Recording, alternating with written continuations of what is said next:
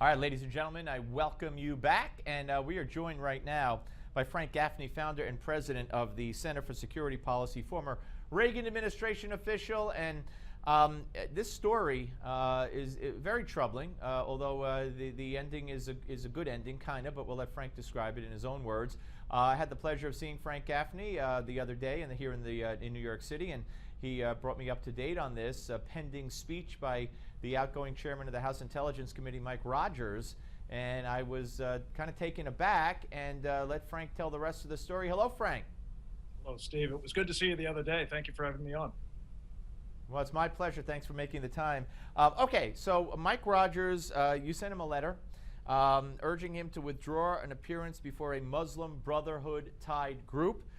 He was going to speak there. There were some people involved there that you would imagine a guy like him would not want to speak in front of or be associated with.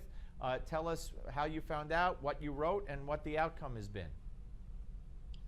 Well, we took exception to a meeting that was to take place last Friday here in Washington, a gala fundraising dinner for a group called the International Center for Religion and Diplomacy, on the grounds that this group has, over the years, been associated with a number of individuals and through them with organizations known to be tied to or fronts for the Muslim Brotherhood, including 3 that were actually unindicted co-conspirators in the Holy Land Foundation trial.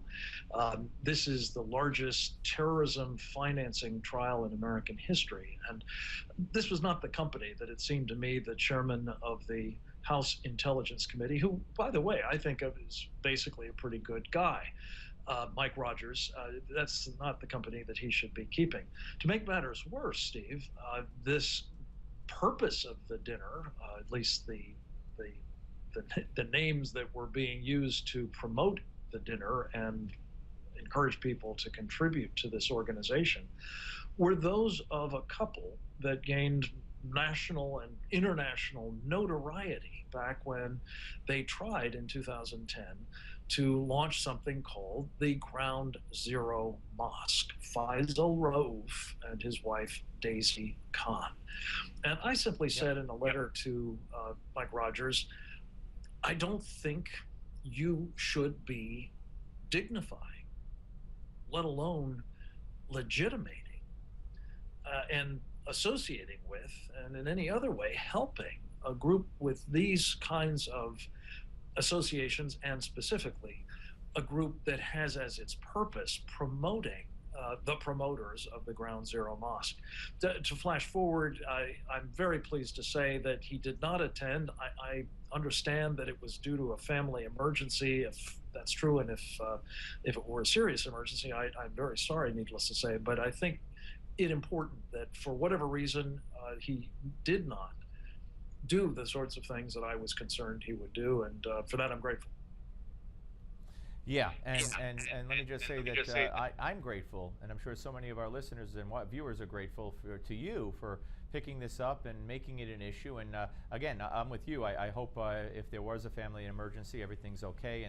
And I would hope that the reason he missed it would be that his eyes were open to something that he maybe didn't see at first, and that you played a huge part, if not the whole part, in opening his eyes to that. But either way, he didn't go, and hopefully there's no rain date, and we'll find out if he goes, that there is still a problem. But I think he's an upstanding guy. I think he's making a huge mistake by leaving and going to talk radio, but I guess sometimes money talks, I guess.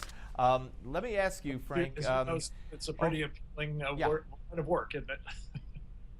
Yes, without a doubt, without a doubt. All right, now let me ask you. I mean, I can only imagine. I was floored by what took place over this weekend, and as more and more comes out, especially the report that the translation of what the father of Sergeant Bergdahl said at the Rose Garden to his son was, "In the name of Allah, most gracious, most compassionate."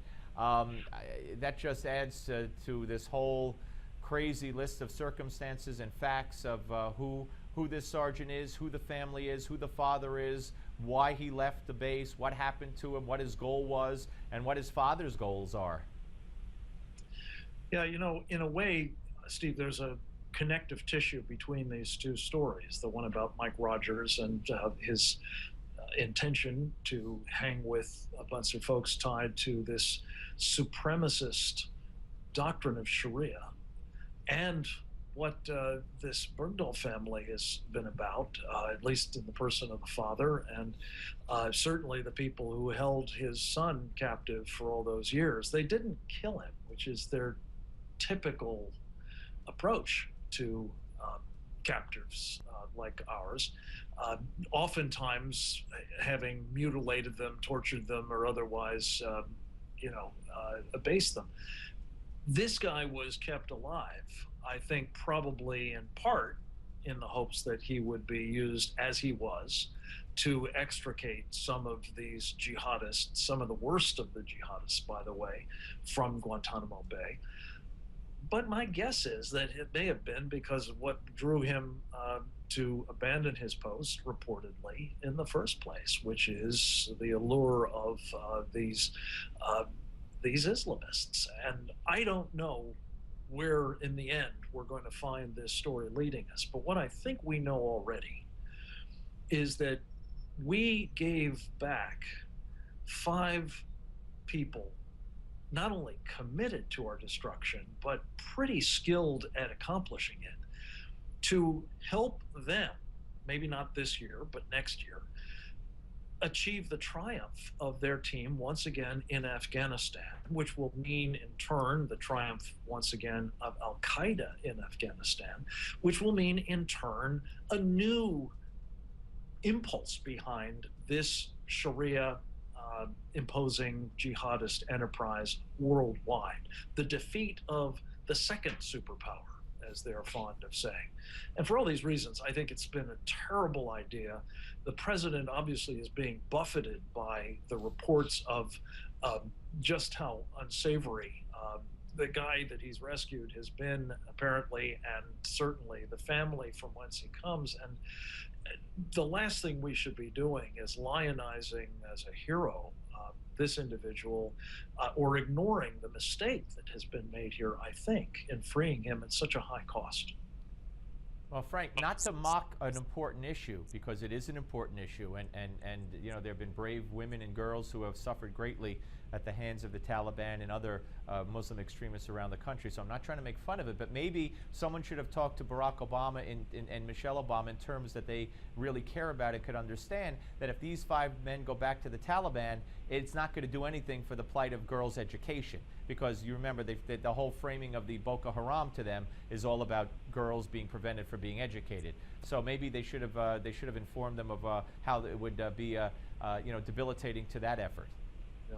Look, this is going to be a problem, of course, most immediately for the people of Afghanistan. These are accomplished terrorists who have the blood not only of Americans, but thousands, we're told, of Afghans on their hands. And this is something that even the United Nations apparently has indicated an interest in prosecuting in some of these cases. But the larger problem is the thing that just is so unnerving about it, Steve. We seem blithely to be marching forward towards the surrender of this country, and a lot of, yes, as you say, women and girls and others who don't want to live under the Taliban, to these guys. We are certainly encouraging the larger international enterprise, whether it's being orchestrated by the Muslim Brotherhood, which was kind of the godfather of all of these jihadist enterprises at the moment, or whether it's one or the other of the various offshoots. We're looking at a world that is becoming more dangerous by the day. And President Obama seems to be preoccupied with weakening us at this moment, with surrendering more territory to these guys, and not least to, I think, probably incentivizing them to engage in still more of this by closing Guantanamo Bay, one of the great symbolic outcomes that would confirm, in their estimation, that they're winning. We don't want them to have. Ari Fleischer said, I'm sorry, I was just going to say earlier, Ari Fleischer said, contrary to what the media and Obama will tell you, as long as Guantanamo Bay is open, it shows we're doing something right. And I think he's absolutely correct about that. And you know Obama wants it closed. And God help us all if all those people get out. Frank, great for seeing you and talking to you. Thanks for your time today, sir. Thank you. Frank Gaffney, ladies and gentlemen, here on the Steve Malzberg Show, founder and president of the Center for Security Policy, former Reagan administration official. Oh boy, we're not finished. We got a lot more to go to talk about this and other issues. But first, of course, you know what next is? It's Gimme 5, and you're not going to want to miss any of them today. I promise you that. Coming up next, right here on the Steve Malzberg Show.